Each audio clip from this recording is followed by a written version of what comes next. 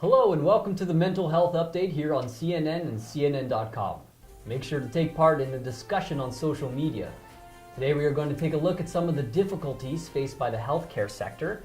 I'm Thomas Craigeson, CNN's Global Health Correspondent. And I am Jane Doe Hurty, the Principal Health Reporter here at CNN.com.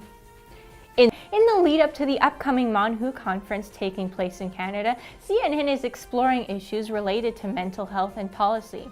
Mental health issues are one of the major burdens on the American healthcare system, adding up to tens of billions of dollars in care and expenses. But when we talk about mental health, we are entering murky waters. The care community, from medical practitioners to social workers, have wildly diverging views on what constitutes a mental disorder and on how to treat these issues.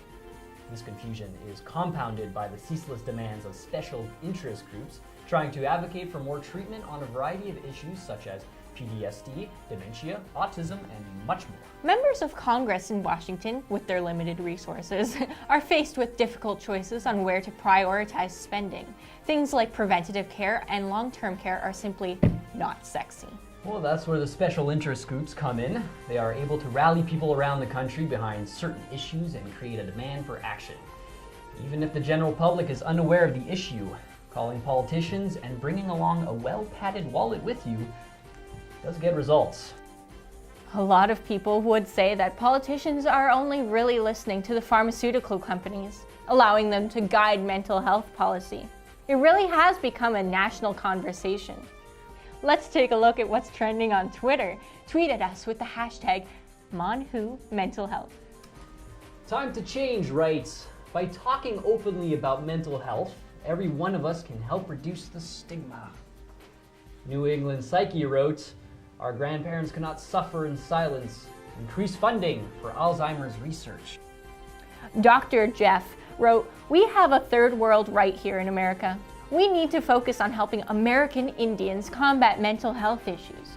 Pickles McNeely says, my anxiety won't go away. I followed the steps and the drugs didn't work. Hashtag pharma let me down. Idle No More wrote, Aboriginal youth are more than 10 times more likely to suffer from depression. Don't let them down. Veteran Health Coalition wrote, Private Jeff Mantha, 23, took his own life after being discharged from a veterans hospital, another victim of PTSD. Stop the hemorrhaging. There really is a lot of discussion, and policymakers are clearly facing legitimate demands for many difficult sides. Special interests such as veterans, the elderly, Aboriginal groups, and refugee groups all have significant demands backed by large grassroots organizations and liberal funders. Clearly, policymakers are faced with difficult choices. Do you help grandma or junior?